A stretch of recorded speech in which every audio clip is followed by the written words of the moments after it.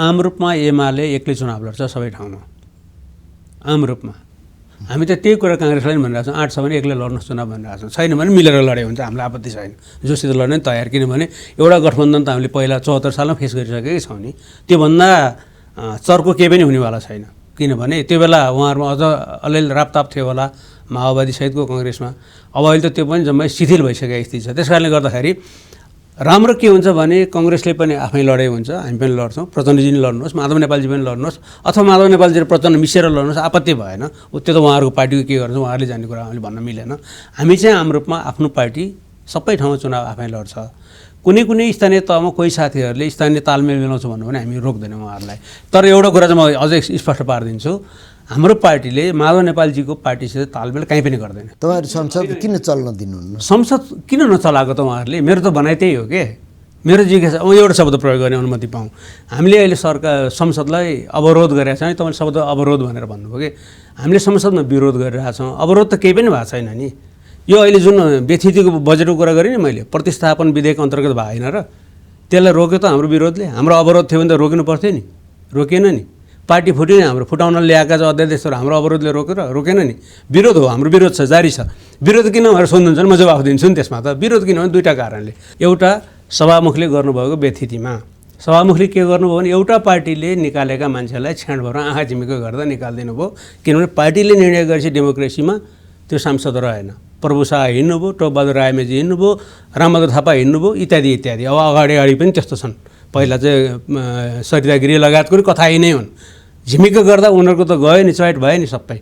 अनि उहाँहरूलाई मन परेको मान्छे चाहिँ हाम्रो पार्टीबाट यसले गलत गर्यो, हामीले यसलाई निकाल्यौँ भनेर भन्दाखेरि त्यो चाहिँ टेबल मुनि लुकाएर राखेर होइन भन्दै अर्को चाहिँ संसद बन्द गरेर मध्यरातमा अध्यादेश ल्याएर कतिजना भएर तपाईँको मान्छेलाई भन्नुहोस् त भन्दै अनि 20% त पुग्छ कि क्या हो भनेर 20% मिलाएर अनि पार्टी फुटाउन लगाएर त्यो गैर सांसद भएको मान्छेलाई राखेर एउटा यो संसदभित्रको अवरोध खोल्नलाई एउटा बाटो के हो भने सभामुखज्यूले निर्णय गर्नु पर्यो। उहाँले दुईटा मध्ये एउटा गर्न सक्नुहुन्छ। एउटा अरूलाई गरे जस्तै नोटिस टाँस्न पर्यो सिद्धिको। हामी उठ्छौँ, किन उठ्छौँ भन्दाखेरि गैर सांसद देखेर उठ्छौँ, अझै बस्न मान्नेजी भन्नुहुन्छ। कसरी बस्छौँ हामी? त्यो अन्त गर्नलाई कि उहाँले आफैले मार्ग प्रशस्त गर्नु पर्यो कि उहाँले ती गैर सांसदहरूलाई नोटिस टाँसिदिनु पर्यो। एउटा बाटो थियो। यो बाटो म जान्न भन्नुहुन्छ भने हामीलाई निर्वाचन आयोगले पनि बेठिक काम गरिरहेको छ कि निर्वाचन आयोगले पनि जबरजस्ती अर्को पार्टी दर्ता गर्यो। हामीले माधव नेपालजीको पार्टीले पार्टी नै मानेका छैनौँ। किन भन्दाखेरि विधि पुगेन। विधि पुगेछ हामीले के आपत्ति भयो र? संसदमा नहुने पनि त पार्टी मानिन्छ नि। विधि पुगेन त्यही उहाँहरूले पनि यही हामीले निकालेका मान्छेलाई ननिकाले भनेर उसले पनि दर्ता गर्यो। त्यसको मुद्दा अहिले सर्वोच्च अदालतमा छ। सर्वोच्च अदालतले फेरि जहिले पेशी सार्यासारी गर्छ। दुईटा मध्ये एउटा बाटो अपनाउनुहोस् उहाँहरूले। सर्वोच्च अदालतले फैसला गरे तिम्रो दाबी गलत छ, हामी माधव नेपालजीको यो पार्टीलाई पार्टी मान्यौँ भन्छ भने पनि हाम्रो फैसलामा पो असहमति हुन्छ त। हामीले भने फैसला गरेको छ र अदालतले पुस 5 मा हामीले विघटन गरे होइन, संसद उल्टाइदियो नि त। हाम्रा त मन्त्रीजमी खलातखुलुत निकालेर 3-4 जना मात्र मागिराखेको होइन अदालत, त्यो पनि मान्यौँ नि त हामीले।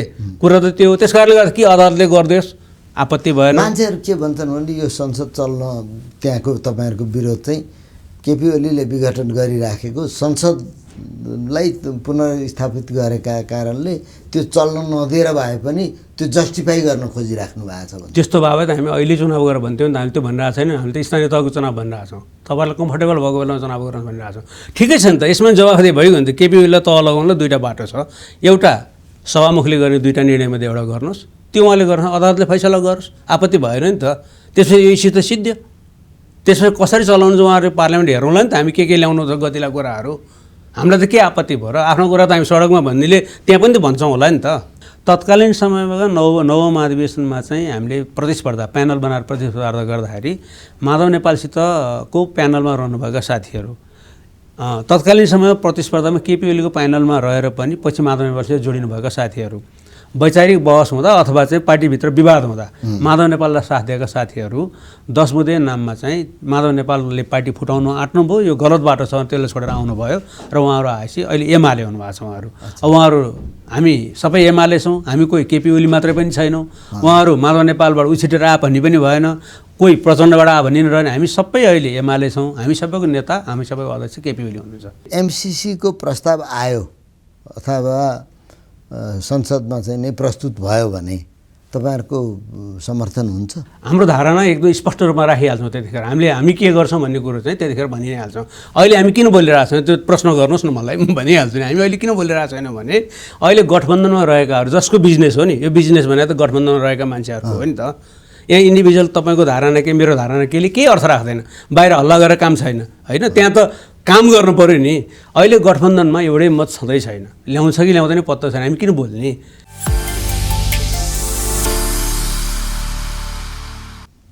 नमस्कार, अतुल्यको आजको श्रृङ्खलामा यहाँहरूलाई स्वागत छ। नेपाली राजनीतिमा अहिले स्थानीय निकायको निर्वाचनपछि के होला, कसले जित्ला भन्ने एउटा प्रश्न उब्जिएको छ भने अहिले सँगसँगै एमसिसीको विवाद बहसले राजनीतिमा थप तातो थपेको छ।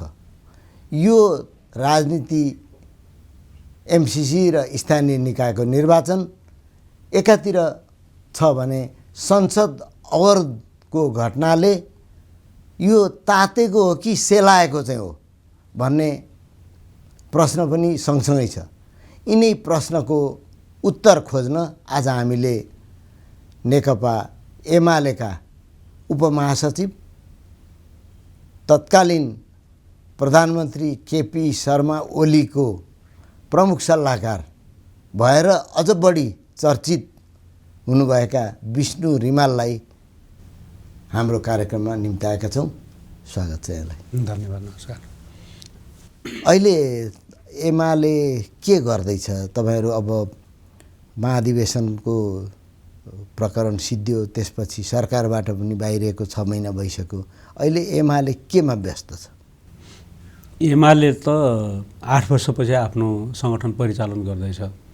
यहाँहरूलाई थाहा नै छ, हामीले 2075 सालको जेठ 3 गते नेकपा बनाएपछि तत्कालीन नेकपा एमालेको सबै सङ्गठनहरू चाहिँ स्थगित जस्ता भएका थिए। केन्द्रमा 445 जना जतिको एउटा टिम हुन्थ्यो, त्यसको नि बैठक समय नबस्ने, तल जिल्लादेखि कुनै पनि तहका चाहिँ कमिटीहरू चलेका थिएनन्। हामीले गएको असोजदेखि अहिलेसम्म विभिन्न तहका अधिवेशन, विधान महाधिवेशन, राष्ट्रिय महाधिवेशन हुँदै हुँदै जिल्ला तहसम्ममा आफ्नो सङ्गठनलाई सुदृढ गर्ने काम सम्पन्न गरेका छौँ। यो नै अहिले हाम्रो मुख्य काम हो। र अहिले हामी यतिखेर प्रदेश अधिवेशनको तयारीमा थियौँ। प्रदेश अधिवेशनको तयारीमा दुईवटा कारणले हामीलाई अहिले अवरोध सृजना भएको छ। एउटा कोभिडले पनि अप्ठ्यारो पार्यो। सरकारले तय गरेको प्रोटोकल अन्तर्गतै हामीले चाहिँ कोभिडको कारणले गर्दा प्रदेश अधिवेशनलाई स्थगित गर्नु पर्यो। दोस्रो, अहिले त अब सरकारले निर्वाचनको मिति नै घोषणा गरिसकेको छ स्थानीय तहको। पहिला निर्वाचन आयोगले सिफारिस गरेको मितिमा चुनाव हुन्छ वा हुँदैन भन्ने हिसाबले पनि चुनाव भइहाल्यो भने चुनावको तयारीमा लाग्नुपर्छ भन्ने हिसाबले हामीले चुनावी तयारीका गृह कार्य थालेका थियौँ। यिनै कुरा हो। प्रदेश अधिवेशन अहिले प्रदेश अधिवेशन स्थगित गरेका छौँ हामीले। जिल्ला अधिवेशन सबै सम्पन्न गऱ्यौँ। जनसङ्गठनहरूका अधिवेशनहरू 5 वटा ठुला जनसङ्गठनहरू जसलाई हामीले प्रत्यक्ष सबै जिल्लाहरूमा असर पार्छ भन्ने ठान्छौँ, त्यसको चाहिँ स्थगित गरेका छौँ। अरू पेसागत सङ्गठन र जनसङ्गठनहरूको अधिवेशन फागुन मसान्तभित्र सम्पन्न गर्ने र प्रदेश अधिवेशन चाहिँ स्थानीय तहको चुनावपछि मात्र गर्ने भन्ने हिसाबले रोकेका छौँ। अघि यहाँले भन्नुभयो यो पार्टी एकीकरण भइसकेपछि, नेकपा बनिएपछि सङ्गठनको चाहिँ एउटा नियमित प्रक्रिया पनि चल्न सकेन होइन। विभिन्न सङ्गठनहरूको चाहिँ नि बैठक पनि बस्न सकेन भन्नुभयो। त्यो बेला अलिकति यो इतिहास जस्तो भयो। त्यो हुन नसक्ने कारण के थियो? त्यसको कारण के थियो भने हामीले चाहिँ ठुलो उत्साहका साथ एकीकरण गरेका हौँ। एकीकरण बेठिक थियो त्यस्तो मलाई लाग्दैन। नेपालमा कम्युनिस्ट पार्टीहरू, दुईवटा मूल ट्रेन्डबाट आएका कम्युनिस्ट पार्टीहरू एकीकृत भएर नेकपा बन्नु भनेको चाहिँ पुष्पलालको समयमा बनेको कम्युनिस्ट पार्टीको विरासत चाहिँ हामीले निरन्तरता दियौँ र बोक्यौँ भन्ने नै उत्साह हामीमा थियो। त्यही उत्साहले नै जनताले पनि पछि एकता हुन्छ होला भन्ने हिसाबले भोट हालेको थियो हामीलाई 74 सालको निर्वाचनमा। तर हामीले एकीकरण गर्नको लागि एकीकरण एउटा मूल प्रवाह कम्युनिस्ट आन्दोलनलाई सुदृढ गर्नलाई गऱ्यौँ। तर एकीकरण पछिको पात्रहरू, खास गरी नेकपा माओवादी केन्द्रको अध्यक्षजी र हाम्रै तत्कालीन पार्टीका नेताहरूमा चाहिँ नेतृत्व कब्जा गर्ने र त्यसमा दुईवटा धार देख्छु मैले। हाम्रो पुरानो पार्टीका नेताहरूमा नेतृत्व कब्जा गर्ने, तर अब नेकपा माओवादी केन्द्रका नेतामा चाहिँ पार्टी नै कब्जा गर्ने, त्यो आशयका साथ उहाँहरूले हामीले गर्ने भनेको एकीकरणको कामलाई नै स्थगित गर्नुभयो।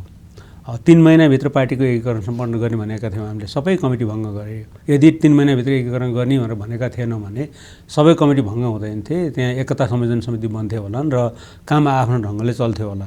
तर के भइदियो भने एकातिर पार्टीका सबै कमिटीहरू भङ्ग भएका छन्, जनसङ्गठनहरू जम्मै भङ्ग भएका छन्, तर त्यसलाई बनाउनु पर्ने काम चाहिँ नभएर अरू माथि झगडा गर्ने। माथि झगडा भएपछि तल त कुरा त केही पनि जाँदै गएन। अनि तलका मातहतका कमिटीहरू जनसङ्गठनहरू त तमासे हुने। माथि 445 जनाको केन्द्रीय कमिटी छ र त्यसपछि त्यसमा नै मूल रूपमा चाहिँ सचिवालय भन्थ्यौँ हामीले, कोर अफ द लिडर भनेर भनेको थियौँ। 9 जनाको बिचमा कहिले 4 जना एकतिर 5 जना एकतिर, कहिले 6 जना एकतिर 3 जना एकतिर, कहिले 3 जना एकतिर 6 जना अर्कोतिर भएर बहस विवाद र चाहिँ कचिङ्गल र किचलोमा नै नेकपाको समय बित्यो। त्यो 3 महिनामा सकिने भनेका काम हुँदै भएन। त्यसको मूल अवरोध त स्वयं केपी ओली नै हुनुहुन्थ्यो भनेर होइन, 2टा अध्यक्ष हुनुहुन्थ्यो। 2टा अध्यक्षमा एउटा अध्यक्षले नमाने त हुँदै हुने भएन नि। किनभने हामीले एकीकरणको कुरा गर्दाखेरि उचनिच नहोस् भन्ने नै थियो नि त। त्यो जेसुकै भन्दाखेरि पनि एकीकरण गर्दा तत्कालीन नेकपा माओवादी केन्द्र र नेकपा एमाले ठुलो नै पार्टी थियो। प्रतिनिधि सभा जितेको सिटको हिसाबले पनि एमालेको 121 थियो, माओवादी केन्द्रको 50, 51, 52 कति थियो, त्यति मात्रै थियो। भोटको सङ्ख्याले पनि र चाहिँ प्रतिनिधि सभाको साइजको सङ्ख्याले पनि र टोटल सदस्य सङ्ख्याको हिसाबले पनि एमालेको सदस्य सङ्ख्या र माओवादीको सदस्य सङ्ख्याको तुलना हेर्दाखेरि एमाले ठुलो पार्टी थियो। ठुलो पार्टीले सानो पार्टीलाई खाइदियो भने एकता हुँदैन, विलय हुन्छ। विलय नगर्ने गरी 40-45% चाहिँ सुनिश्चितता गरेर एकता गरौँ र अगाडि बढौँ भन्ने प्रचण्डजीहरूकै प्रस्ताव थियो। र त्यो उहाँहरूको भावनालाई सम्बोधन गर्नलाई हामीले एकता गर्दा के गर्यौँ भने त्यसो भए एकीकरण महाधिवेशनसम्मै बहुमत अल्पमत नगर्ने, बहुमत अल्पमत गर्ने भन्नासाथ त तर त्यो स्वयंमा गल्ती थिएन र एकता भनिसकेपछि को कता थियो, कहाँबाट आयो भन्ने किन हिसाब गरिरहेको? एउटा समयसम्म त त्यसको हिसाब हुन्छ। किन भन्दाखेरि मान्छेले चाहिँ राजनीतिक आन्दोलनमा आफ्नो अस्तित्व समाप्त नहोस् भन्ने चाहन्छ। बहुमत अल्पमतको तपाईँ डेमोक्रेटिक प्रोसेसमा जाने हुनुभयो भने जसको सदस्य सङ्ख्या बढी छ त्यसले त निर्णय गर्दैला नि। सबैले उही भावना समेटिदिन्छन्, सबैले समभावले हेरिदिन्छन् भन्ने हुँदैन कहिलेकाहीँ। त्यसमा समभावले हेर्दैन, दुर्घटना हुने खतरा हुन्छ। दुर्घटना नहोस् भनेर एउटा महाधिवेशनसम्म सल्लाहमा जम्मै कुरा टुङ्ग्यो भने एउटा महाधिवेशन तय भइसकेपछि त सबै मिसिहाल्छ, मिसिएपछि छुट्याउनु पर्दैन भन्नेमा पुगेको हो। अघि यहाँले भन्न लाग्दै हुनुहुन्थ्यो यो अल्पमत बहुमतको हिसाब नगरौँ होइन, समझदारीमा जाउँ भन्ने भएको थियो। त्यसको अलिकति बताइदिनु। त्यसमा गरिएको निर्णय नै के थियो भने नेकपा निर्माण हुँदाखेरि निर्णयहरू चाहिँ सबै सर्वसम्मतिले गर्ने भन्ने थियो। सर्वसम्मतिले निर्णय भएन भने निर्णय हुँदैन भन्ने थियो। अल्पमत बहुमतको हिसाब नगर्ने। अल्पमत बहुमत गर्दा जस्तो सरसर्ती हेर्दा तपाईँले के देख्नुहुन्छ भने 9 जनाको सचिवालयमा नि पूर्व एमालेको 6 जना र पूर्व माओवादी केन्द्रको 3 जना हुनुहुन्थ्यो। यदि हामीले एमालेलाई 16 डोलो मान्थ्यौँ र माओवादी केन्द्रलाई 16 डोलो एक्लै मान्थ्यौँ, 2टा चिरा मान्थ्यौँ भने त जहिले पनि 6 जनाले निर्णय गर्न सक्थे नि, होइन? त्यस्तो भएन। त्यसै गरी केन्द्रीय कमिटीमा पनि अब 241 र 200 को हिसाबको सङ्ख्या गरिएको थियो। स्थायी समितिको सङ्ख्या पनि त्यही थियो। सबै संरचनामा 40-60 मररलेस त्यो हिसाबले संरचनाहरू चाहिँ निर्माण गरिएको कारणले गर्दा डेमोक्रेटिक एक्सर्साइज गरौँ, बहुमत अल्पमत गरौँ, अल्पमत चाहिँ बहुमतको अधीनस्थ हुन्छ भन्ने चाहिँ जनवादी केन्द्रीयताको सिद्धान्तमा जाउँ भनेको भए त यदि चाहेको भए त्यो तरिकाले उहाँहरूले मान्नुभएको र चाहेको भए त माओवादी केन्द्र त हराइहाल्थ्यो नि। भनेपछि जे कुरा एसेट बनाउनु खोजिएको थियो त्यो नै लायबिलिटी हो। त्यो नै समस्या भयो हाम्रो लागि। किन भन्दाखेरि यदि नामै लिएर भनियो भने दोष एउटालाई मात्रै दिए जस्तो नलागोस्, तैपनि म नाम लिन चाहन्छु सन्दर्भवश। प्रचण्डजीलाई चित्त बुझेको कुरा आयो भनेदेखि यस्तोमा त सहमति गरौँ न, सहमति गरेर अगाडि बढौँ भन्दिने, हामी सहमति गरिदिने। प्रचण्डजी र उहाँलाई समर्थन गर्ने साथीभाइहरूले चित्त नबुझेको कुरा आएपछि सहमति हुँदै नहुने, अनि सहमति नहुने बहुमत अल्पमत गर्ने, विधिले नदिने। पछिल्लो कालमा आए त कहाँ सहमतिमा अड्किन हुन्छ भन्ने पनि पुग्नुभयो उहाँहरू। किन भन्दाखेरि सचिवालयमा 6मा चाहिँ 4 र 5 हुन गयो, 4 र 5 भएपछि जित्न सकेपछि भन्नेमा पुग्नुभयो। एकता गर्न खोजेको भनेको चाहिँ दुराशयपूर्ण थिएन, त्यसमा दाउपेच थिएन। एकता भनेको एउटा मूलधार बनाउने हो। कम्युनिस्ट पार्टीको नेतृत्वको आवधिक ढङ्गले चाहिँ रूपान्तरित हुँदै जान्छ। हाम्रो पार्टीमा त पुरानै पार्टीमा पनि हामीले 70 वर्षको उमेर राखेका थियौँ, 2 अवधि तोकेका थियौँ कार्यकारी प्रमुखहरूलाई। त्यो जम्मैले हेर्दाखेरि पोखरीमा पानी जमाए जस्तो हुँदैन। एकजना नेता नमरेसम्म अर्कोले पालो पाउँदैन, दाउपेच गर्नु पर्दैन। पुरानो लिगासी हेर्ने हो भने यो चाहिँ स्वाभाविक ढङ्गले चाहिँ लाइनमा बसेर सबै मान्छे टुङ्गो पुग्छन् भन्ने हिसाबले हामीले विधि निकाल्न खोजेका थियौँ। भइदियो के भन्दाखेरि चाहिँ साथीहरूमा चाहिँ कसैमा अलिकति कुण्ठा पनि रह्यो, कोही साथीमा अलि हतारो पनि भयो। त्यसले गर्दा दाउपेचमा गएर एकीकरण चाहिँ कोही साथीहरूलाई नेतृत्व कब्जा गर्ने टुल्स बन्न गयो, कोही साथीहरूलाई एमालेको पुरानो एमालेको जुन एउटा साम्राज्य थियो त्यसलाई कब्जा गर्ने योजनामा गयो। यो इतिहासको पाटो हो। यसमा म दुईवटा प्रश्न चाहिँ राख्न चाहन्छु। एउटा, यो एकीकरण गर्दाखेरि पार्टीले निर्णय गरेर पार्टीले एउटा विधि तय गरेर एकीकरण नभएर नेता दुईवटा मिलेर एकीकरण गर्नाले समस्या भयो भन्छन्। यो पछि लगाएको आरोप हो, किनभने म यसमा चाहिँ अलिकति ब्याकमा जानुपर्ने हो। तपाईँको यो प्रश्न एकदम सान्दर्भिक प्रश्न हो जस्तो लाग्छ मलाई। यो हामीले 74 सालको असोजको 17 गते गठबन्धन गर्दाखेरि त्यतिखेर नि प्रचण्डजी त शेरबहादुर देउबाजीकै टिममा हुनुहुन्थ्यो, सरकारमै हुनुहुन्थ्यो उहाँहरूको पार्टी होइन। त्यतिखेर चाहिँ गठबन्धन गर्दाखेरि दुईवटा कुरा गरेका थियौँ। तत्काल एकीकरण हुन सक्दैन भने हामीले चाहिँ एउटा परिकल्पना गरौँ, चुनाव समितिहरूबाट लडौँ, लड्दाखेरि एउटै चुनाव चिन्हबाट लडौँ। त्यसो भनेदेखि चाहिँ पार्लियामेन्टको स्थिति के हुन्छ भन्दाखेरि संसदीय दल एउटा हुन्छ, पार्टी दुईवटा हुन्छ। पार्टी अलग अलग नै चलाउँला चित्त नबुझेसम्म, नीति विचार सिद्धान्त इत्यादिमा एउटा सामिप्यता नभएसम्म, कुरा नमिलेसम्म पार्टी एक्लै नै चलाउँला। तर संसदीय दल एउटै भएपछि सांसदहरू एक ठाउँमा बाँधिन्छन्, त्यो हिसाबले व्यवहार गरेर 4 वर्ष 5 वर्ष हेरौँ, त्यसपछि अर्को चुनावसम्म जाँदाखेरि पार्टी त विलय भइहाल्छ नि भन्ने एउटा तर्क हाम्रो थियो। हाम्रो साइडबाट त्यो तर्क राखिएको थियो। हाम्रो पार्टीको तत्कालीन समयको स्थायी समितिमा पुग्दाखेरि भइदियो के भन्दाखेरि साथीहरू भयङ्कर उत्साहित हुनुभयो। अध्यक्ष ओली मात्र होइन कि अध्यक्ष ओलीको प्रतिस्पर्धामा रहनुभएको सबै नेताहरू गठबन्धन बन्यो, माओवादीसित सहमति भयो, प्रचण्डजीसित भन्न छ, उहाँहरू उत्साहित हुनुभयो र न्युज बाहिर आयो। म त अलिअलि कन्ट्रोभर्सी पनि परेको छु त्यो विषयमा, त्यस कारण मैले स्मरण मात्र गर्न खोजेको। जसले गर्दाखेरि के भयो भन्दाखेरि बाहिर यो गठबन्धन बन्दा हुनसक्ने प्रतिस्पर्धीहरूको चुनौतीलाई चाहिँ यसले असाध्यै चिन्तित बनाइदियो र त्यसमा अरू षड्यन्त्रहरू सुरु भए। ठिक त्यस्तै माओवादी केन्द्रको तत्कालीन माओवादी केन्द्रको केही साथीहरूमा चाहिँ एमालेसित गठबन्धन गरेर जानु राम्रो छैन, उचित हुँदैन भन्ने पर्नेहरूलाई पनि यसले अलिकति पिरोल्यो। जसले गर्दाखेरि त्यसमा चाहिँ अर्कै किसिमको चाहिँ खेलकुद सुरु भयो। खेलकुदले कहाँ पुर्याइदियो भन्दाखेरि एउटै चुनाव चिन्ह भन्ने कुरो चाहिँ अन्त भयो र हामी फरक चुनाव चिन्हमा गठबन्धन बनाएर लड्ने भन्ने पुग्यौँ। चुनाव लड्ने क्रममा फेरि के भयो भन्दाखेरि पार्टी दुईवटा छौँ, चुनाव चिन्ह दुईवटा छ, त्यसका असर पनि छन्, पोजिटिभ नेगेटिभ दुईवटै आछ नि त। 10 लाख जति भोट खेर गएको छ हामीहरूको, अझ धेरै राम्रो हुन सक्थ्यो होला एउटै चुनाव चिन्ह भए भए। तर त्यति हुँदाहुँदै पनि पर्फर्मेन्स र चाहिँ जनताले पत्याएको स्थिति राम्रो रह्यो। त्यो बिचमा चाहिँ जनस्तरमा पनि दुईवटा पार्टी एउटै पार्टी भए जस्तो भयो कि। र अनि हाम्रो नेताहरूमा पनि के उत्साह आयो भन्दाखेरि पार्टी एउटै भइसके जस्तो किन फरक बस्नु पऱ्यो र। अब त्यहाँ सम्भवतः दाउपेच रहेछ जस्तो लाग्छ मलाई। अब माधव नेपालजीहरूलाई नि के लाग्यो भने एकीकरण भइहाल्यो भने केपी ओलीको चाहिँ साइज अलिक घटाउन सकिन्छ भन्ने पऱ्यो होला।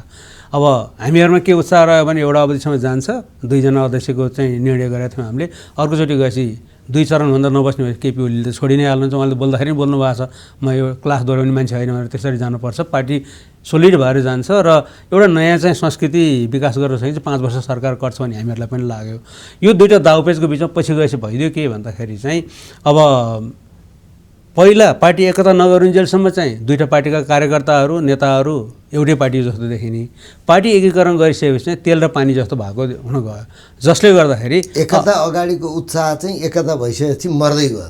त्यो दाउपेचले चाहिँ फरक बनाइदियो कि। जस्तो एकता हुनुभन्दा अगाडि चाहिँ दुईवटा पार्टीको कार्यकर्ता एउटै पार्टीको कार्यकर्ता जस्तो देखाएको थियो। चुनावको अवधिभरि हेर्नु भने त्यो देखिन्थ्यो नि त। तर एकता भइसकेपछि झन् त्यस्तो त्यो अझ मिक्सअप भएर जानु पऱ्यो, मिसिएर जानु पर्ने। त्यसमा चाहिँ आफ्नो पोजिसन बनाउने, यो धार र त्यो धार भन्ने, मेरो भाग कति भयो तेरो भाग कति भयो भन्ने, र आखिरमा अन्तिममा गएपछि मिल्न नचाहने बाटोतिर जान गयो। अनि यसलाई थेवराइज गर्ने काम साथीहरूले गर्नुभयो। के भन्नु भने यो त नेताहरूको एकता मात्रै थियो, प्रचण्डजीलाई नै केही चाहिएको थियो, केपी ओलीजीलाई प्रधानमन्त्री चाहिएको थियो, अथवा आधा अवधि गर्ने भनेर उहाँहरूले सम्झौता गोप्य सम्झौता गरेका कारणले गर्दा दुवै प्रधानमन्त्री हुन चाहनेहरूले चाहिँ यो मिलाउनु भयो। नीति सिद्धान्त व्यवहार विधि केही पनि हेरेन, त्यस कारणले गर्दा यो त दुर्घटना पर्नु नै पर्यो भन्ने थेवराइज गर्ने काम गरियो। त्यो चाहिँ होइन, मेरो विचारमा त्यो होइन, किन पछि त सचेतनता डुब्यो नि त। होइन, यो एकतालाई दुईवटा नेतामा मात्रै केन्द्रित गर्नाले भोलि पार्टी कमिटीले पनि त तपाईँहरू यो गर्नुहोस् भनेर भन्न सक्नु पर्थ्यो नि। पार्टी कमिटीले कामै गर्न पाएन कि। मैले त्यही नै भन्दा थिएँ सुरुमा अघि भने नि, यहाँले सोध्नुभयो नि त। 9 जनाको सचिवालयलाई हामीले ट्रस्ट गरेर कोर अफ द लिडरसिप भन्यौँ। त्यसपछि झन्डै 30-32 जनाको हाम्रो चाहिँ स्थायी समिति थियो, 38जना जति हो क्यारे स्थायी समिति, 40जनाको हाराहारीमा पदैले सहित गर्दा त्यो स्थायी समितिलाई हामीले अर्को चाहिँ स्ट्रक्चर मान्यौँ, त्यो चाहिँ निर्णय गर्ने स्ट्रक्चरको रूपमा मान्यौँ हामीले। भइदियो के भन्दाखेरि त्यो 9जनाबाट तल कुरा आउँदैन आउने के। जब स्थायी समितिसम्म कुरा नआएछ त कहाँबाट छलफल हुन्छ र, किनभने 9जनाले त्यहाँ अड्काएर राखिदिनु भयो। सबैका आफ्नो बिरह होलान्, आफ्नो कुरा होलान्। अध्यक्ष ओलीले त्यहाँको एउटा ब्रिफिङ गर्नु भएको छ, प्रचण्डजीहरूको ब्रिफिङ गर्दै ओर्लिनु भयो। माथि 2जनाबाट कुरो आउनु पर्यो, त्यहाँ 9जनामा आउनु पर्यो, 9जनाले 40जना। 1 वर्षसम्म त तपाईँले 3जना भन्नुहोस् न, 2जना किन र? माधव नेपालजी पनि मिसिनु भयो नि, झन् 3 अध्यक्ष जस्तो व्यवहार भयो 1 वर्षसम्म, सरकार चलेको 1 वर्षसम्म। 3जनाको हिसाबमा कम्फर्टेबल छौन्जेलसम्म, 3जनाको कुरामा कम्फर्टेबल छौन्जेलसम्म माधव नेपालजी पनि धेरै बटारिनु भएन, प्रचण्डजीले पनि अब उयो कार्यकारी फिलिङ कार्यकारी मात्रै खोजेर बस्नुभयो, उहाँले त्यहाँभन्दा बढी केही पनि गर्नु भएन। जब माधव नेपालजी त्यहाँबाट पनि सेटिस्फाइड हुनु भएन, उहाँले भविष्यमा म कहाँ हुन्छु त भन्नेमा पुग्नुभयो। अहिले केपी ओली हटिदिनु भयो भने त तत्काल नम्बर 2 त भइहाल्छु, प्रचण्डलाई फगाउँला भन्ने थियो कि के थियो थाहा छैन, उहाँले जान्ने कुरा भयो।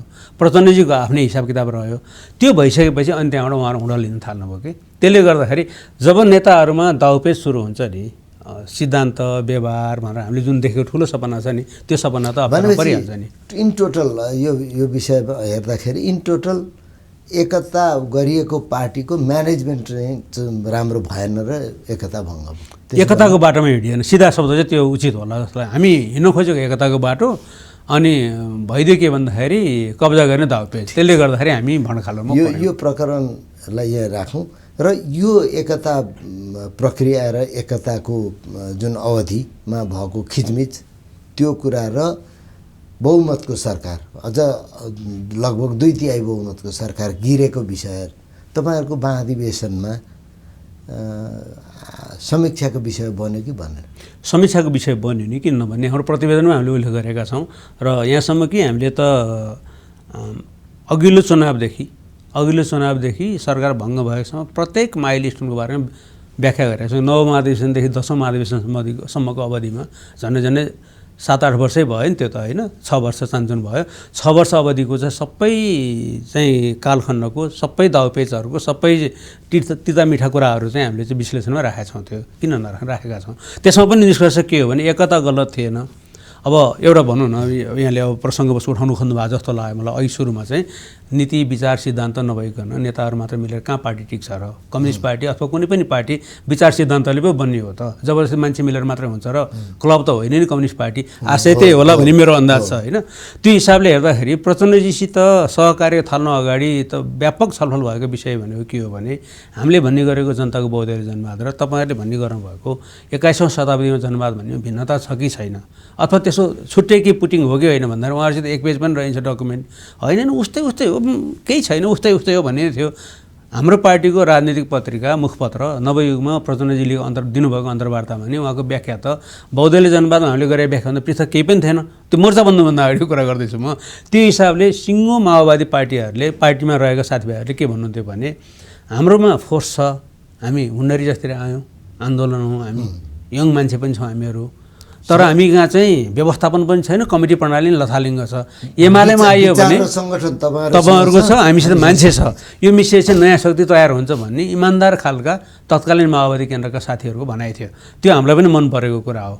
एमालेमा उमेर बढ्दै गइरहेका साथीहरूको पङ्क्ति ठुलो, त्यो एउटा ढङ्गले प्रशिक्षित भएर आएका साथीहरू, माओवादीमा बुढा भनिएको 50भन्दा मुनिका प्रचण्डजी लगायत केहीलाई छोड्दाखेरि त उहाँहरूको नम्बर 2 नम्बर 3 मा आएका साथी, 50 वर्ष मुनिका साथीहरू, आन्दोलनबाटै आएको, युद्धै लडेर आएका साथीहरू हुनुहुन्थ्यो उहाँहरू। त्यो भइसकेपछि पञ्चायतकालमा लडेको अनुभव र पञ्चायत हटेसी लडेका अनुभव दुवै जोडेर कम्युनिस्ट आन्दोलन नयाँ ढङ्गले लैजान सकिन्छ भने विश्वास हो हाम्रो। त्यो विश्वासको आधारमा विचारमा बहुदलीय जनवादले गाइड गरिहाल्छ। त्यसमा चाहिँ बहुदल प्रतिस्पर्धा ठिकै छ, जनताको जनवाद भन्दा हुन्छ भन्ने हिसाबले हामीले त्यसलाई त्यसमा उहाँहरूको मन राख्नलाई गरे त हो नि। जनताको बहुदलीय जनवाद भन्दाखेरि माओवादी केन्द्रमा रहेका मान्छेहरू त्यसमा विलय भए भन्ने आरोप आउँछ भन्ने चित्त बुझाउनको लागि जनताको जनवाद भन्ने शब्द प्रयोग गरेको, त्यसमा सहमति नै भएर गएको थियो। पछि भाँडिएर नै अनेक तर्क आएको हो। कम्युनिस्ट आन्दोलनमा कहिलेकाहीँ चाहिँ भाँडिन मन लाग्दा सिद्धान्तकृत गर्ने चलन हुन्छ नि, त्यही मात्र हो जस्तो लाग्छ मलाई त। यो प्रक्रियाबाट अब तपाईँहरू मुक्त भइसक्नु होइन?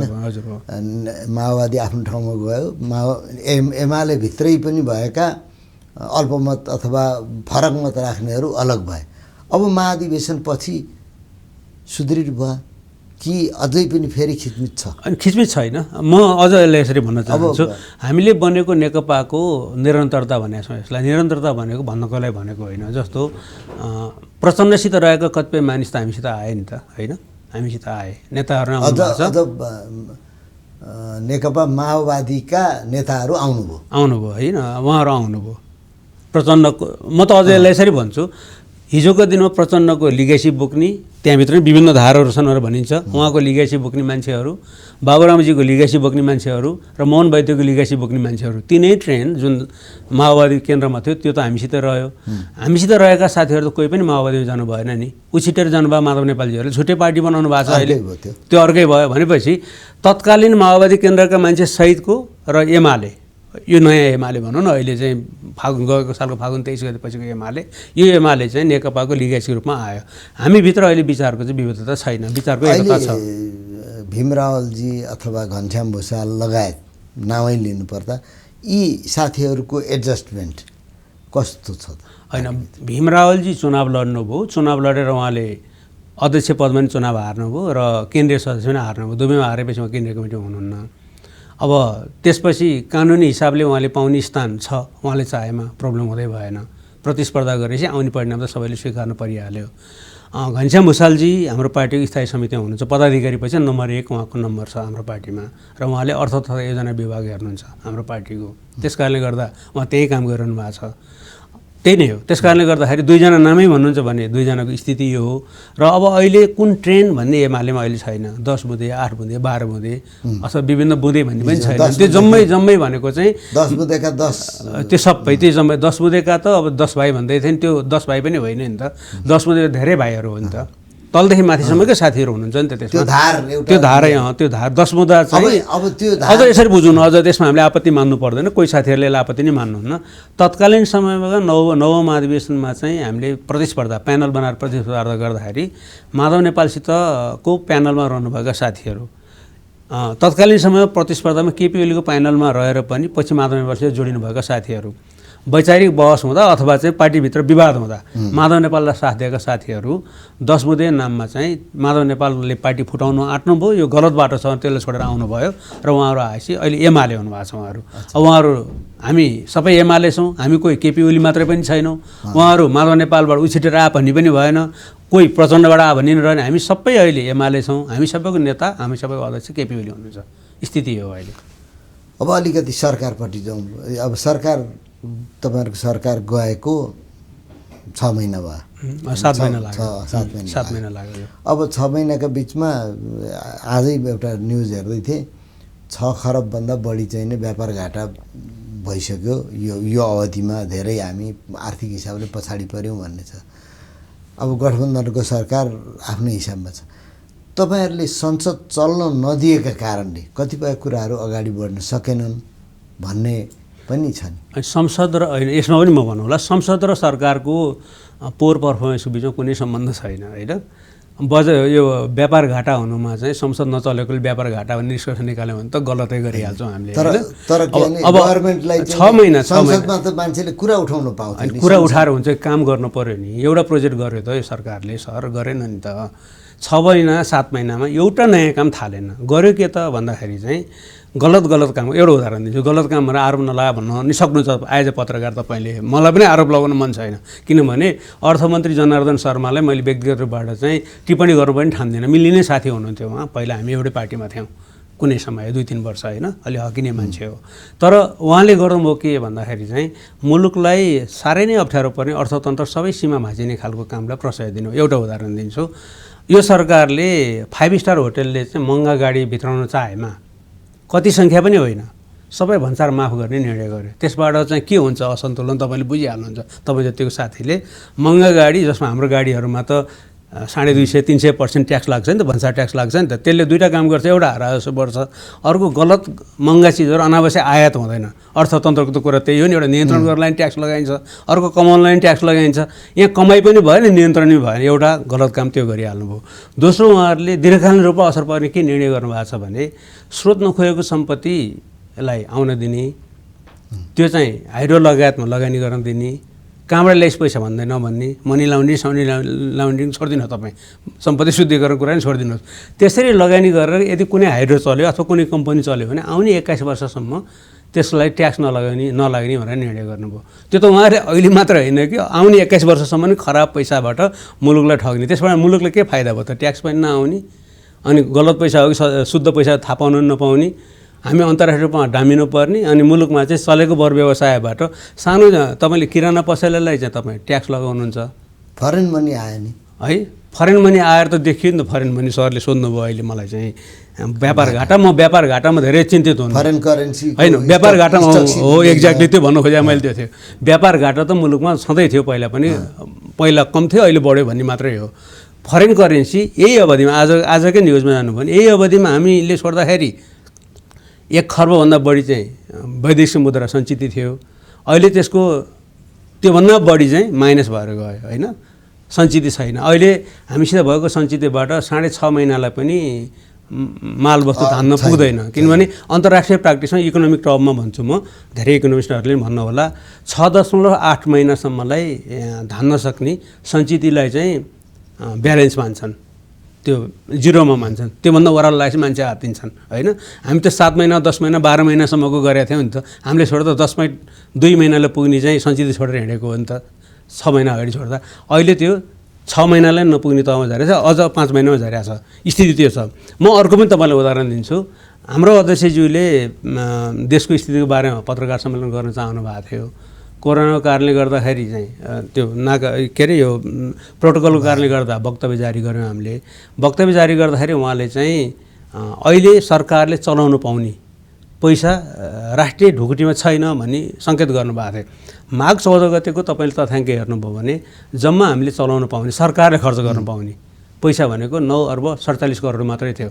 मैले माघ 21 गतेको सञ्चित हेर्दाखेरि त्यो 13 अर्बभन्दा माथि पुगेको छैन।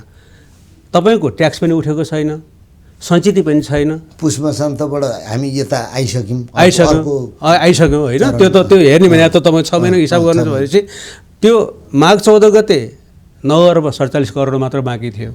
त्यति मात्रै चलाउनु पाउँथ्यो। जसुकै ठुलो अङ्क राख्नु, तपाईँ बिलियनको कुरा गर्नु न, 500 मिलियनको कुरा गर्नुहोस् न, त्यो मिलियन त अङ्क हेरेर त भएन नि, नोट कुन चलाउनु पाउने भन्ने हुन्छ नि त। त्यो त सर्कुलेसन हुँदै जाँदा हुने हो नि हो। अब अहिले हाम्रो स्थानीय तहको चुनाव गर्न 12 अर्ब 13 अर्ब लाग्छ भने यदि माघ 14 गते हेर्ने हो भने स्थानीय तहको चुनावै गर्नलाई नै पैसा नपुग्ने स्थिति थियो। अहिले 13 अर्ब जति 21 गतेको मैले देख्दै थिएँ त्यति। अब अहिले तलमाथि केही भयो होला, आज मैले बुझेको छैन। यो हिसाबको हाम्रो आर्थिक अवस्थाको हालत यस्तो छ। हामी सरकारमा रहँदा होइन, मैले भन्न खोजेँ यी सबै कुरा गर्ने ठाउँ त संसद हो नि। संसद किन नचलाएको त उहाँहरूले? मेरो त भनाइ त्यही हो कि, मेरो जिज्ञासा। एउटा शब्द प्रयोग गर्ने अनुमति पाऊँ। हामीले अहिले संसदलाई अवरोध गरेका छौँ। तपाईँले शब्द अवरोध भनेर भन्नुभयो कि हामीले संसदमा विरोध गरिरहेछौँ। अवरोध त केही पनि भएको छैन नि। यो अहिले जुन व्यथितिको बजेटको कुरा गरेँ नि मैले, प्रतिस्थापन विधेयक अन्तर्गत भएन र त्यसलाई रोक्यो त हाम्रो विरोधले। हाम्रो अवरोध थियो भने त रोकिनु पर्थ्यो नि, रोकिएन नि। पार्टी फुट्यो नि, हाम्रो फुटाउन ल्याएका चाहिँ अध्यादेशहरू हाम्रो अवरोधले रोकेन नि। विरोध हो, हाम्रो विरोध छ, जारी छ। विरोध किन भनेर सोध्नुहुन्छ भने म जवाफ दिन्छु नि त्यसमा त। विरोध किनभने 2टा कारणले। पार्लियामेन्टको हामी एउटा मूल्य मान्यतामा बाँधिएका छौँ। प्रतिनिधि सभा भन्ने ठाउँ कस्तो हो भन्दाखेरि त्यहाँभित्र स्वयं राष्ट्रपतिलाई पनि, हाम्रो मुलुकको सबभन्दा नम्बर 1 त राष्ट्रपति हुनुहुन्छ नि, राष्ट्रपति पनि त्यहाँ आफै जान पाउनुहुन्न। उहाँलाई खास अवसरमा डाक्नुपर्छ, निवेदन गरेर निम्ता गरेर डाक्नुपर्छ। डाकेपछि विशेष आसन बनाउनुपर्छ, त्यसपछि मात्र राष्ट्रपति त्यहाँभित्र पस्नु पाउनुहुन्छ। दोस्रो नम्बरको नागरिक हाम्रो मुलुकको उपराष्ट्रपति आएर बाल्कनीमा बस्नुहुन्छ, पत्रकारहरू बस्नुहुन्छ त्यो ठाउँमा, विदेशी अतिथि डाक्ने ठाउँमा, उहाँ त्यहाँभित्र जान पाउनुहुन्न। कार्यकारी ब्युरोक्रेसीको कार्यकारी प्रमुख, मुख्य सचिव छेकाबार लगाएको साइडमा मात्र बस्नु पाउनुहुन्छ। त्यस्तो ठाउँमा 14 जना गैर सांसद गए सर, अप्ठ्यारो त्यो पर्यो कि। अनि हामीले त्यही भनिरहेको छौँ। हामीले के भन्दा यो गैर सांसद छन्। तपाईँहरू पार्टी छोडेर हिँडेको रिसले आवेशले होइन नि। त्यसमा पनि मैले जवाफ दिएको छु। त्यसमा जवाफ 2टा कारण छन् कि, दुईटा ठाउँ हाम्रो आपत्ति छ। एउटा सभामुखले गर्नुभएको व्यथितिमा, सभामुखले के गर्नुभयो भने एउटा पार्टीले निकालेका मान्छेलाई छ्याँड भएर आँखा झिमिको गर्दा निकालिदिनु भयो। किनभने पार्टीले निर्णय गरेपछि डेमोक्रेसीमा त्यो सांसद रहेन। प्रभु शाह हिँड्नुभयो, टोपबहादुर रायमाझी हिँड्नुभयो, रामबहादुर थापा हिँड्नुभयो, इत्यादि इत्यादि। अब अगाडि पनि त्यस्तो छन्। पहिला चाहिँ सरिता गिरी लगायतको पनि कथा नै हुन्। झिमिक गर्दा उनीहरूको त गयो नि, चोइट भयो नि सबै। अनि उहाँहरूलाई मन परेको मान्छे चाहिँ हाम्रो पार्टीबाट यसले गलत गर्यो, हामीले यसलाई निकाल्यौँ भनेर भन्दाखेरि त्यो चाहिँ टेबल मुनि लुकाएर राखेर होइन भन्दै अर्को चाहिँ संसद बन्द गरेर मध्यरातमा अध्यादेश ल्याएर कतिजना भएर तपाईँको मान्छेलाई भन्नुहोस् त भन्दै अनि 20% त पुग्छ कि क्या हो भनेर 20% मिलाएर अनि पार्टी फुटाउन लगाएर त्यो गैर सांसद भएको मान्छेलाई राखेर त्यसपछि सभामुख तपाईँहरूले बनाएको सभामुख हो, उपसभामुख तपाईँहरूले नबनाएर समस्या भयो हो। उपसभामुख बनायो भने त त्यो भन्नु पाइँदैन थियो नि त। हामीले बनाएको सभामुखले त भन्दैछु त म, हामीले बनाएको सभामुखले बेठिक काम गर्नुभयो। त्यो संवैधानिक पद हो कि, संवैधानिक पदमा बस्नेले संवैधानिक दायित्व पुरा गर्नु एउटा हाम्रो आपत्ति थियो। अब कति यो होइन मेरो दुईवटा छ, दुईवटा क्लियर गर्छ। एउटा यो संसदभित्रको अवरोध खोल्नलाई एउटा बाटो के हो भने सभामुखज्यूले निर्णय गर्नु पर्यो। उहाँले दुईटा मध्ये एउटा गर्न सक्नुहुन्छ। एउटा अरूलाई गरे जस्तै नोटिस राख्नु पर्यो सिद्धिको। हामी उठ्छौँ, किन उठ्छौँ भन्दाखेरि गैर सांसद देखेर उठ्छौँ, अझै बस्न मान्नेजी भन्नुहुन्छ। कसरी बस्छौँ हामी? त्यो अन्त गर्न कि उहाँले आफैले मार्ग प्रशस्त गर्नु पर्यो कि उहाँले ती गैर सांसदहरूलाई नोटिस राखिदिनु पर्यो। एउटा बाटो थियो। यो बाटो म जान्न भन्नुहुन्छ भने हामीलाई निर्वाचन आयोगले पनि बेठिक काम गरिरहेको छ कि। निर्वाचन आयोगले पनि जबरजस्ती अर्को पार्टी दर्ता गर्यो। हामीले माधव नेपालजीको पार्टीले पार्टी नै मानेको छैनौँ। किन भन्दाखेरि विधि पुगेन। विधि पुगेछ हामीलाई के आपत्ति भयो र? संसदमा नहुने पनि त पार्टी मानिन्छ नि। विधि पुगेन त्यहाँ उहाँहरूले पनि यही हामीले निकाले मान्छेलाई ननिकाले भनेर उसले पनि दर्ता गर्यो। त्यसको मुद्दा अहिले सर्वोच्च अदालतमा छ। सर्वोच्च अदालतले फेरि जहिले पेशी सारासारी गर्छ। दुईटा मध्ये एउटा बाटो अपनाउनुहोस् उहाँहरूले।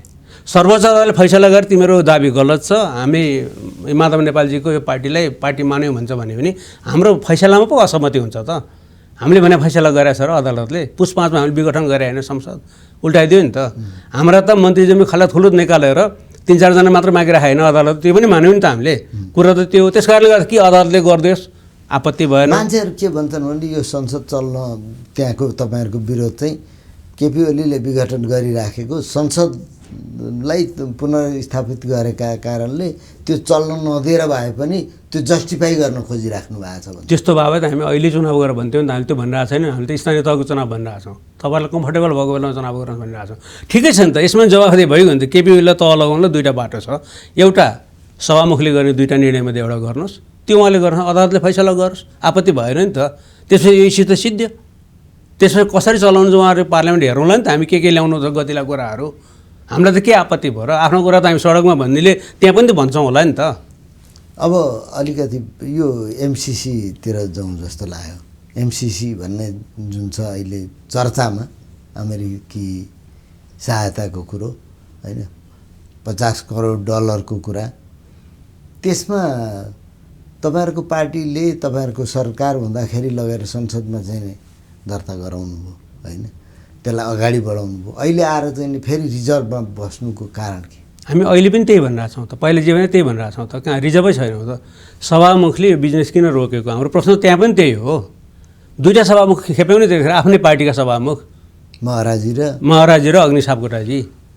पहिला महराजी हाम्रो पार्टीमा हुनुहुन्थ्यो, पछि हाम्रो पार्टीको हुनुभयो होइन। त्यो बेला उहाँलाई हाम्रो पार्टी भन्न मिलेन, किनभने उहाँ त पार्टी छोडेर सभामुख बन्ने नियम हुन्थ्यो। पार्टीबाट अलुप भएर आबद्धता पार्टीसित हुन्छ तर कमिटी हुँदैन थियो, त्यहीबाट जानुभयो उहाँ। त्यसपछि हाम्रै पार्टीमा रहँदा अर्को सभामुख बन्नुभयो अग्नि सापकोटाजी। हामीले त के भन्यौँ भने पूर्ववर्ती सरकारले ल्याएका कुनै पनि निर्णय, अन्तर्राष्ट्रिय सम्बन्धका सन्धिका कुराहरू जुन पूर्ववर्ती सरकारले गरेको छ त्यसलाई निरन्तरता उत्तराधिकार आउने सरकारले गर्ने हो। त्यो हामीले इमान्दारिता देखाएको हो। हामीले के गर्यौँ, विदेश शाखामा लगेर दर्ता गरिदिउँ। त्यो अब यसलाई मान्ने कि नमान्ने डलर अगाडि बढाउने काम अहिलेको सरकारको हो होइन, सभामुखको हो। सभामुख अहिलेको सरकारले नि त्यही हो। त्यो पार्लियामेन्टले बिजनेस थियो नि, सरकारले हो। पार्लियामेन्ट आफै बिजनेस बनाउँदैन कि। तपाईँ हामीले बुझ्नु पर्ने कुरा के, बिजनेस रहित छ पार्लियामेन्ट स्वयं पनि। त्यही त, त्यसमा सरकारले दिएन भने बुझ्नु पऱ्यो नि त। बिजनेस सरकारले दिने हो। सरकारले दिएको बिजनेसलाई फरवर्ड गर्ने काम, अगाडि बढाउने काम चाहिँ सभामुख महोदयले गर्ने हो होइन। हामीले विभिन्न बिजनेसमध्ये एउटा बिजनेस चाहिँ पहिला गरेको सम्झौता अनुसारकै एमसिसी सम्झौता अनुसारको कुरा टेबल गर्नुहोस् भनेर भन्यौँ। उहाँहरूले गर्नु भएन। भनेपछि त्यो ल्याउने काम सभामुखको, त्यो ल्याएपछि के गर्ने?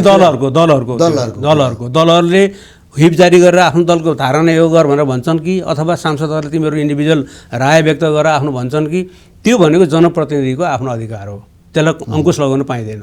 सभामुखको त जम्माजम्मी काम के हो भने टेबल गरिदिने, यो विषय आएको छ, हुन्छ हुन्न, हुन्छ भन्नेले हुन्छ भन्नुहोस्, हुन्न भन्नेले हुन्न भन्नुहोस् होइन। हुन्छ भनेको आवाज ठुलो सुन्नेकोले पास भयो भनिदिने, हुन्न भन्ने आवाज ठुलो फेल भयो भनिदिने, यति हो उहाँको काम।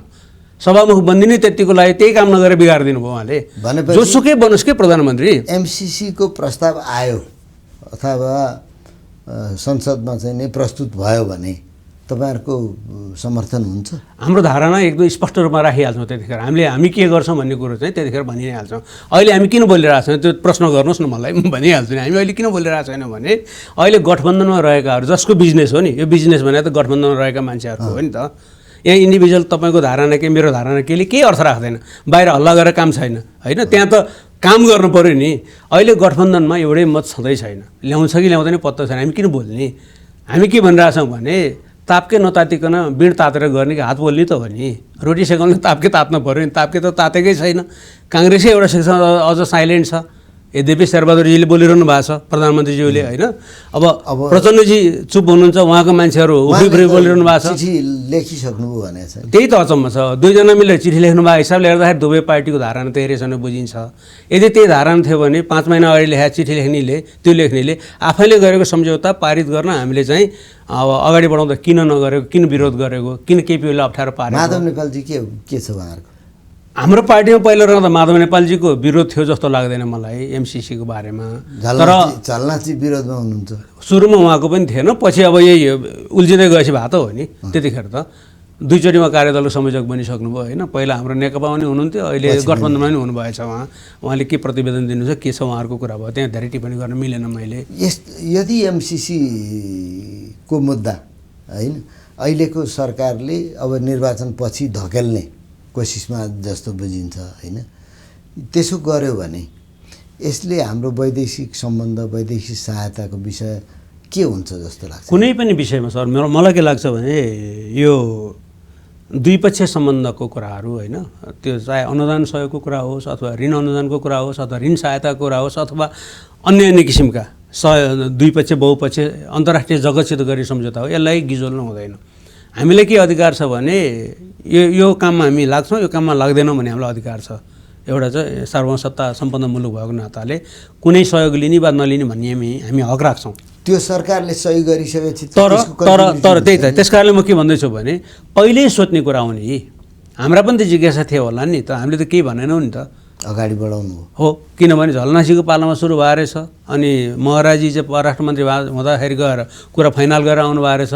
अहिलेको चाहिँ कानुन मन्त्रीजी चाहिँ के अरे अहिलेको चाहिँ सञ्चार मन्त्रीजी, अहिलेको चाहिँ सञ्चार मन्त्री पहिला अर्थमन्त्री हुँदा उहाँले सम्झौतामा सही गरेर आउनुभयो, उहाँहरूले निर्णय गर्नुभयो। तिमीहरूले किन निर्णय गर्यौ त हामीले प्रश्न गरेनौ नि, हामी नभएकोले किन गरे तिमीहरू, मन नपरे गठबन्धनले गरे त हामीले भनेनौ नि। जे थियो त्यसलाई हामीले सुरु अगाडि बढायौँ। एउटा कुरा मलाई भनिदिनुहोस् न, मैले नबुझेको के भने यो एमसिसीको विरोध यत्रो चर्को रूपमा हुनुपर्ने कारण के त? किन त्यसमा कारण त होइन होला? यो होइन, यो डेभलपमेन्ट एजेन्डा थियो भनेदेखि यसमा बहस गर्ने तरिका अर्कै हुन्थ्यो। विकासका एजेन्डा थिए, अनुदान आछ भन्नुहोस् न 50 अरब नेपाली रुपियाँ चाहिँ 50 अरबभन्दा माथिको नेपाली रुपियाँ हाम्रो हातमा आछ, त्यसलाई 5 वर्षमा खर्च गरी सिद्धाउनुपर्छ। यो गर्ने कि नगर्ने भनेर छलफल गर्ने भने एउटा तरिकाबाट जान्छ कि त्यो नभएर यसलाई चाहिँ राजनीतिक रङ दिने, केपी ओलीलाई घेरा हाल्ने, केपी ओलीलाई अप्ठ्यारो अहिलेसम्म त्यही गर्दै हुनुहुन्छ उहाँहरू।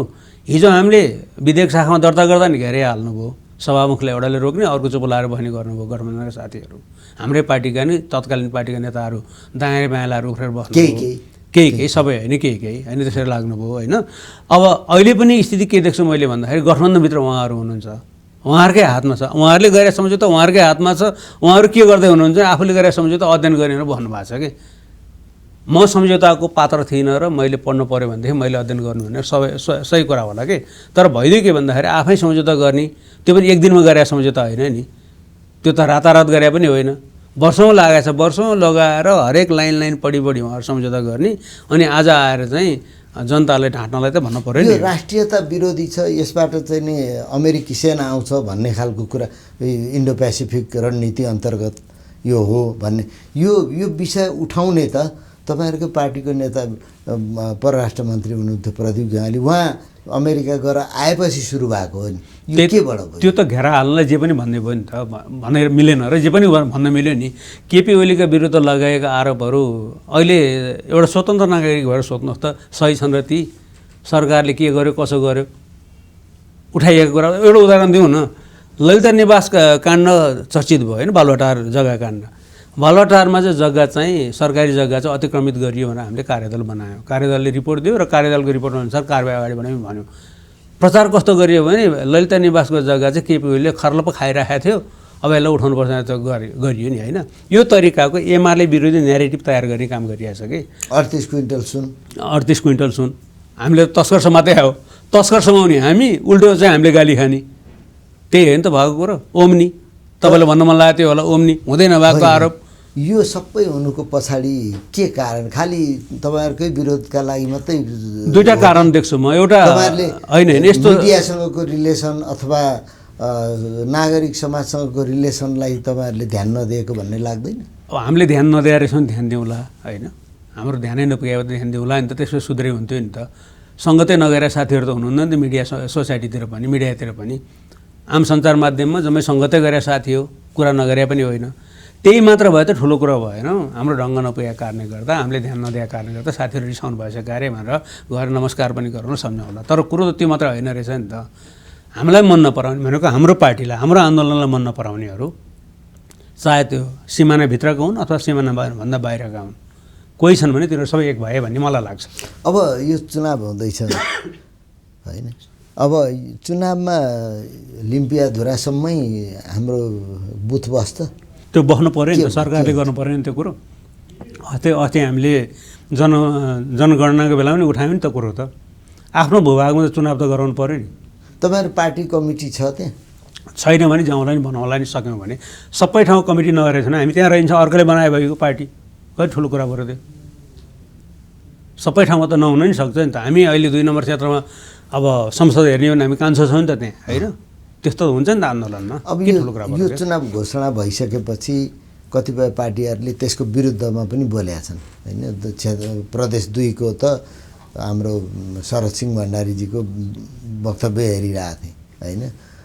भने यसप्रति पनि असहमति राख्ने दलहरू छन्, नेताहरू छन्, पार्टीहरू छन्, तिनको बारेमा के भन्नुहुन्छ? उहाँहरूले डेमोक्रेसीको मूल्य मान्यतालाई चाहिँ आफ्नो पार्टीको हारजितको जोडघटाउमा जोड्नु हुँदैन। जसरी अहिले एमाले हारजितको जोडघटाउ गरिरहेको छैन नि त। तपाईँले त्यो सुन्नुभयो भने धेरै पत्रकार साथीहरूले मलाई त्यही सोध्छन्, तपाईँहरूले ए ल ठिक छ, त्यसो त्यही बेला जवाफ दिउँला, केही छैन होइन।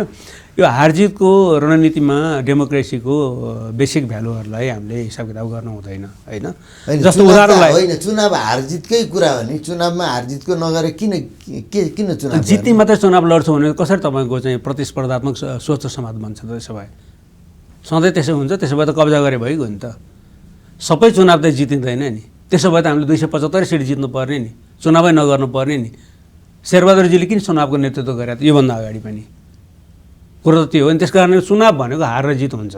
जस्तो दुईवटा पार्टीको कुरा गर्नुभयो भने हाम्रो पार्टी एमाले र काङ्ग्रेस पार्टीको बिचको सम्बन्धको कुरा गर्नुहुन्छ भने यो दुईवटा पार्टीको सह-अस्तित्व कस्तो छ भने एमालेको पराजयमा काङ्ग्रेसको विजय हुन्छ, काङ्ग्रेसको पराजयमा एमालेको विजय हुन्छ।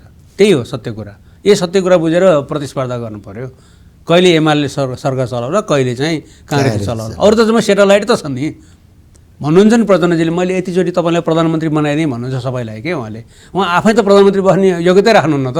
एकचोटि पाउनु भएको छ, गुमाइहाल्नुभयो 64 सालको चुनावमा।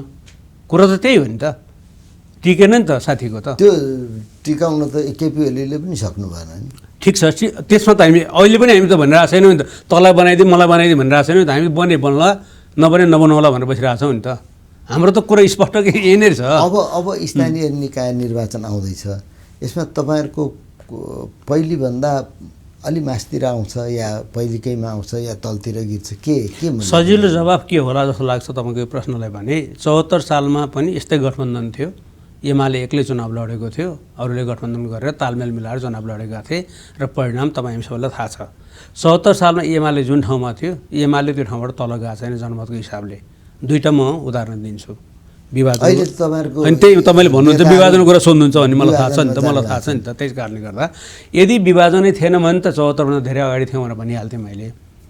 प्रचण्डजीसित रहेका धेरै साथीहरू हामीसित आउनुभएको छ, हामीसित रहेका केही मान्छे माधव नेपालसित जानुभएको छ।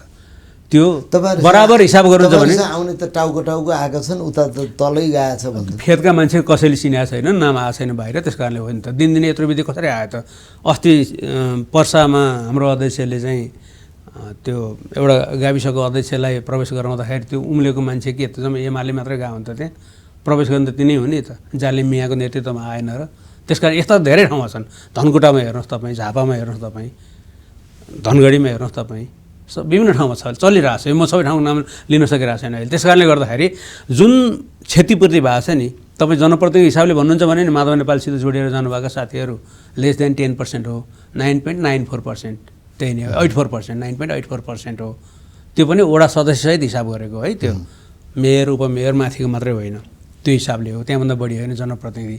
जनप्रतिनिधि त्यति गएको छ भने त्यहाँभन्दा बढी जनमत पनि गएको छैन। कतिपय ठाउँमा उहाँहरूले त कमिटी नै बनाउन सक्नु भएन नि। मेरै जिल्लामा उहाँले खाली खाली गर्नुपर्ने स्थिति आयो। तर विगतमा जुन ठाउँमा तपाईँहरूको त अब एकलौटी जस्तो थियो होइन, स्थानीय निकायमा पनि बहुमत थियो सबै ठाउँमा होइन, प्रदेश पनि धेरैतिर थियो, सङ्घीय सरकार पनि यहाँहरूकै थियो होइन। अहिले दुई ठाउँको त लगभग सरकार सिद्धिसक्यो भने तलको साथीहरूले गरेको कामको आधारमा, तल त कामको आधारमा भोट आउने हो, त्यो कामबाट जनता सन्तुष्ट छन् भन्ने लाग्छ? मेरो विचारमा तलको काम माथिको भन्दा पनि प्रभावकारी ढङ्गले साथीहरूले गर्नुभएको छ। कोभिडको समयमा जुन तरिकाले स्थानीय तह परिचालित भयो नि, म एमालेका मात्रै जनप्रतिनिधि कुरा गरिरहेको छैन कि, अरू पार्टीका पनि होला 2-4% तलमाथि पनि भयो होला, तर आम रूपमा स्थानीय तहले साह्रै राम्रो काम गरिरहेको छ। त्यो त छेउमै बस्ने थाहा पाउँछ नि, त्यो त हामीले भनेर ढाँटेर नै हुँदैन। भोट माग्नुपर्छ तपाईँले पालिका तहमा गएर, पालिका तहमा गएर तेरो घरको छेउमा यो गऱ्यो नभनिकन त भोट दिँदैन नि कसैले। 72-73वटा सेवा दिनुपर्छ स्थानीय तहले, सरकार हो नि त्यो त। अहिले त संहितामा गएपछि ती सबै पल्टाएर जनता बसेका छन्। हामी अहिले किन चाहिँ एकहोरो चाहिँ जेठको चाहिँ 5 गते नगाउनु हुन्न भनेर भनिरहेको छौँ भन्दाखेरि जेठको 6 गतेबाट जनताको त्यो जम्मै सेवा रोकिन्छ भनेर हो नि त। त्यो जम्मै काम गर्ने भएको कारणले गर्दा स्थानीय तह त जनताको बिचमा असाध्यै इन्ट्याक्ट छ हो, तपाईँहरूको फोर्स इन्ट्याक्ट छ, एकदम ठिक हो। अब चुनावमा यहाँहरूको अब सङ्घीय चुनावको पछाडि कुरा आउला, घोषणा भएपछि भनौँला, स्थानीय निकायको निर्वाचनमा यहाँहरूको अब प्रदेश 2 लगायत होइन सबैमा गठबन्धनमा जाने या चुनावी तालमेलको हिसाबले आम रूपमा एमाले एक्लै चुनाव लड्छ सबै ठाउँमा। आम रूपमा हामी त त्यही कुरा काङ्ग्रेसलाई पनि भनिरहेको छौँ, 8 छ भने एक्लै लड्नुहोस् चुनाव भनिरहेको छौँ। छैन भने मिलेर लडे हुन्छ, हामीलाई आपत्ति छैन, जोसित लड्ने तयार। किनभने एउटा गठबन्धन त हामीले पहिला 74 सालमा फेस गरिसकेकै छौँ नि, त्योभन्दा चर्को केही पनि हुनेवाला छैन। किनभने त्यो बेला उहाँहरूमा अझ अलिअलि रापताप थियो होला माओवादी सहितको कङ्ग्रेसमा, अब अहिले त त्यो पनि जम्मै शिथिल भइसकेको स्थिति छ। त्यस कारणले गर्दाखेरि राम्रो के हुन्छ भने कङ्ग्रेसले पनि आफै लडाइ हुन्छ, हामी पनि लड्छौँ, प्रचण्डजी पनि लड्नुहोस्, माधव नेपालजी पनि लड्नुहोस्, अथवा माधव नेपालजी र प्रचण्ड मिसेर लड्नुहोस्, आपत्ति भएन। त्यो त उहाँहरूको पार्टीको के गर्छ उहाँहरूले जान्ने कुरा हामीले भन्न मिलेन। हामी चाहिँ आम रूपमा आफ्नो पार्टी सबै ठाउँमा चुनाव आफै लड्छ। कुनै स्थानीय तहमा कोही साथीहरूले स्थानीय तालमेल मिलाउँछ भन्नु भने हामी रोक्दैनौँ उहाँहरूलाई। तर एउटा कुरा चाहिँ म अझै स्पष्ट पारिदिन्छु, हाम्रो पार्टीले माधव नेपालजीको पार्टीसित तालमेल कहीँ पनि गर्दैन। त्यो चाहिँ एकदम पोइन्ट ब्ल्याङ्क हो। एक्ज्याक्टली त्यही कारणले गर्दा त्यो पार्टी हामीले मानेकै छैनौँ। त्यो एउटा झरी खेप्नु पऱ्यो नि, त्यसले झरी खेपेर आएर उसले उसका जनप्रतिनिधि चुनेर आउँछन्, जनताबाट अनुमोदित भएर आउँछन्, मान्नु पऱ्यो नि।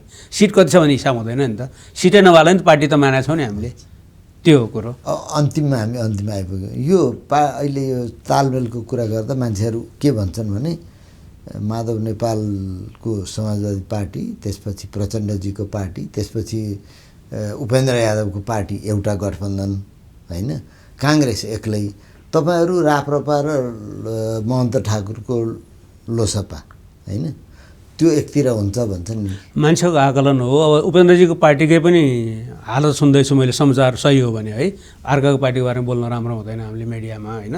सुन्दैछु उपेन्द्रजीको पार्टीको पनि के हुँदैछ, महन्तजीको पनि के हुँदैछ, को कता कता मिसिँदै हुनुहुन्छ भन्नुहुन्छ। सेपै नदेखेको कुरामा हामीले सेपमा आइ नसकेका पार्टीहरूको यसो गर्छु त्यसो गर्छु भन्नुको अर्थ भएन। त्यो उहाँहरूको चाहना के हो, कसरी गर्छु, त्यो त उहाँहरूको कुरा हो नि।